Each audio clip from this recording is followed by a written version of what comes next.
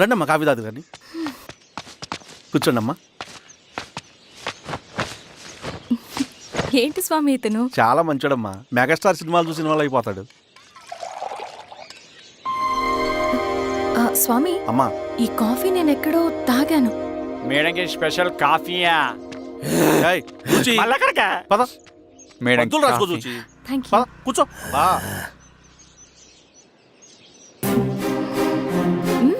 Coffee బాగుంది. ఎవరు చేశారు? మా రవణ పెట్టాడమ్మా. రవి? ఎవరు రమ్మను? రవణ మేడం పిలుస్తున్నారు.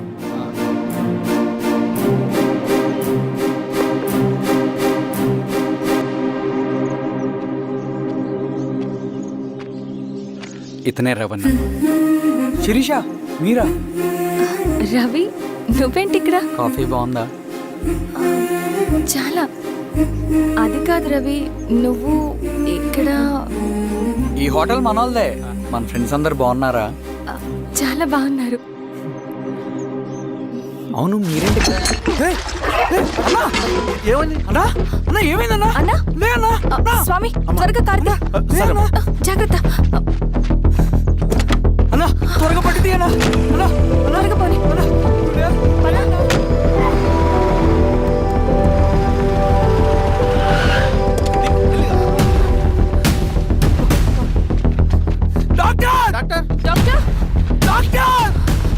ఏమైంది డాక్టర్? త్వరగా చూడండి డాక్టర్.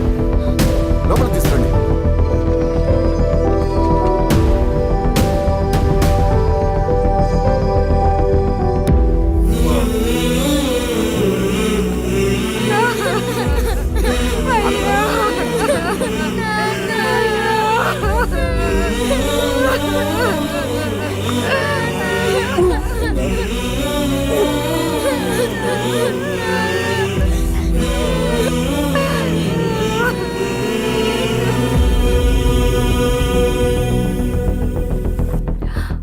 ఎలా ఉంది డాక్టర్? డాక్టర్ చనిపోయాడమ్మా.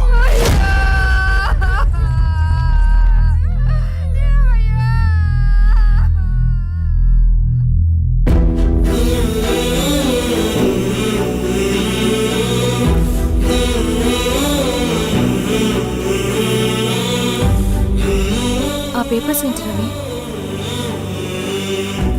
అతని భూమికి సంబంధించిన పేపర్స్.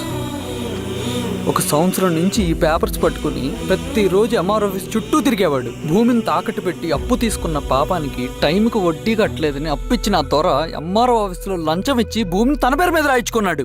ఈ ఎంఆర్ఓ ఆఫీస్లో ఎవరు నిజాయితీగా పనిచేయట్లేదండి. చెట్టు కట్టి నరకాలి ఒక్కొక్కడిని. నరికేయడం ఏంటి రవి? నువ్వు కాగితం మీద ఒక బొమ్మ గీస్తావు, ఒక చోట సరిగ్గా రాదు, ఏం చేస్తావు? ఎరేజర్తో సరిచేస్తావా, లేకుంటే ఆ పేపర్ని చింపేస్తావా? మరి మనుషుల విషయంలో ఎందుకు రాదు ఆ ఆలోచన?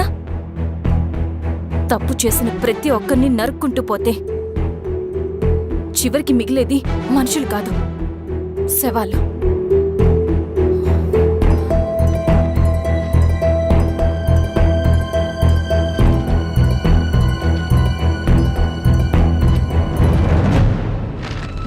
పదరవి రా.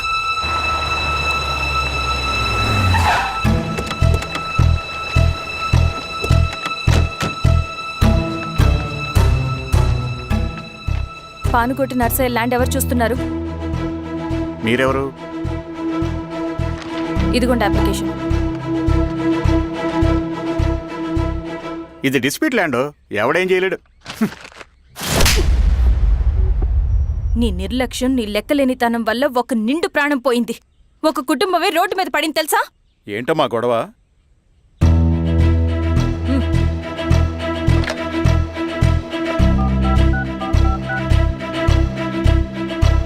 Hello sir.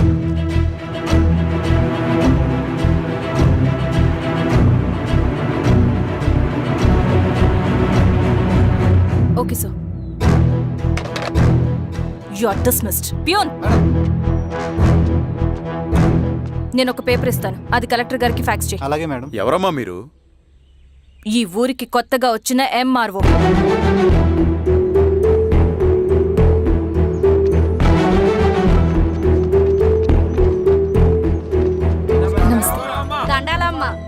మీ పరిస్థితులు నాకు తెలుసు. పని చేస్తేనే మీకు పూట గడుస్తుంది. పనులు మానుకుని మీరు ఈ ఆఫీస్ చుట్టూ తిరగాల్సిన అవసరం లేదు. మరి ఎట్టాగమ్మా? నేనే మీ ఊరొస్తాను. ఆ రోజు అరగంట వీలు చూసుకుంటే చాలు, మీ పని పూర్తయిపోతుంది. దండాలమ్మా.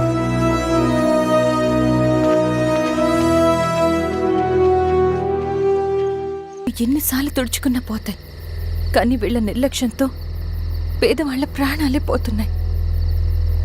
అన్నయ్య, మన ఊరి సమస్య పేదరికం కాదు, నక్సలిజం. నాలాంటి ప్రభుత్వ ఉద్యోగులు వాళ్ళ డ్యూటీలు సక్రమంగా చేయకపోవడం వల్ల విసిగిపోయిన జనం అడవిలో వాళ్ళ హెల్ప్ తీసుకుంటున్నారు.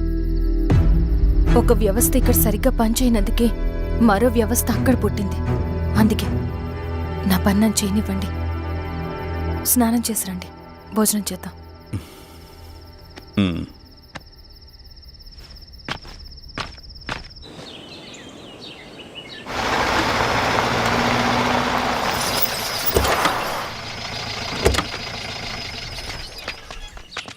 నమస్కారం అమ్మా. నమస్తే. ఇలా రండి. మీ ఊరు నుంచి కొందరు ఎంఆర్ఓ ఆఫీస్లో అప్లికేషన్స్ ఇచ్చారు. తను వాళ్ళ పేర్లు చెప్తారు, వాళ్ళని పిలవండి. అలాగే మేడం. వెళ్ళండి. Madam, coffee. నువ్వెప్పుడు వచ్చావు రవి? మీరు గంటకోసారి కాఫీ కావాలంటారు కదా, మాటి మాటికి వెళ్ళి రావడం ఎందుకని వచ్చేసా.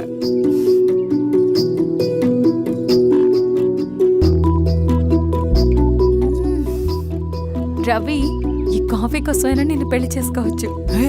అదేంటి అలా అనేసారు? That's a compliment. భలే వారండి బాబు.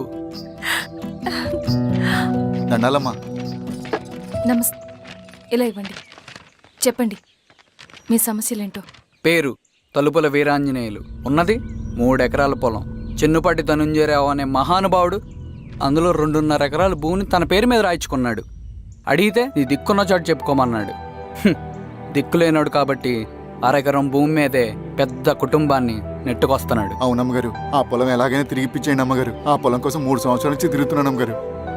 వీరబాబు, వీళ్ళందరి దగ్గర కలెక్ట్ చేసుకో. మేడం, దాదాపుగా ఇక్కడ ఉన్న వాళ్ళందరి పరిస్థితులు ఇవే. వీళ్ళ సమస్యలు పరిష్కారం కావాలంటే మాట్లాడాల్సింది వీళ్ళతో కాదు మేడం, మన ఊరి పెద్ద మనుషులతో.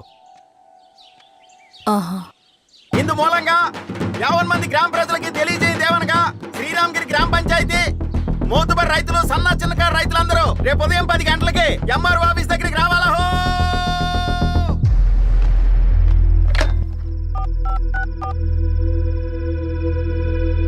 హలో, ఎవరు? నమస్తే బాబాయ్, నేను ఈశ్వర్ రెడ్డి. ఈశ్వరా, ఎలా ఉన్నావు? బాగున్నా. చెప్పు బాబాయ్, శిరీష్ ఎంఆర్ ఆఫీస్లో భూ సమస్యల గురించి రేపు మీటింగ్ ఏర్పాటు చేసింది. ఈ విషయం మన వాళ్ళంతా ఎలా తీసుకుంటారో అర్థం కావట్లేదు. అందుకనే మీకు ఫోన్ చేశాను. శిరీష్ చెప్పింది చేయండి, అదే మనకి కలిసి వస్తుంది. సరే బాబాయ్, ఉంటాను.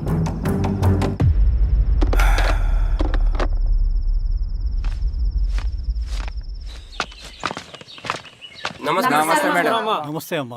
కూర్చోండి. పొలాల్లో పండిన పంట కోతకొచ్చినా ఈ రోజుకి ఒక్క గింజ కూడా తెగకుండా పక్షులకు, పందికొక్కలకు ఆహారంగా పోతుందంటే దానికి కారణం ఇది. ఈ ఊరికి పట్టిన దౌర్భాగ్యం మీరు చేసిన అక్రమాల చిట్టా. కడుపు మంటతో ఉన్నవాళ్లు మీరు చెప్పిన కూలీకొచ్చి ఎందుకు పనిచేస్తారు? దౌర్జన్యాలు చేసి దిక్కున్న చోట చెప్పుకోమన్నారు. ఇప్పుడు అడవే వాళ్ళకి దిక్కైంది. అది ఎవరి తప్పు? మొత్తం 100 ఎకరాల పైచిలుకు భూమి వాళ్ల దగ్గర దౌర్జన్యంగా లాక్కుని ఇన్ని సంవత్సరాలుగా మీరు అనుభవిస్తూ ఉన్నది. మీ అంతట మీరుగా తిరిగిచ్చేస్తారా, లేదా చట్టం ఎలా పనిచేస్తుందో మీకు చేసి చూపించమంటారా? అలా చేయండి మేడం. నువ్వు ఆగవే నరసింహులు. ఏం చేయాలో మా ఎంఆర్ఓ గారికి బాగా తెలుసు.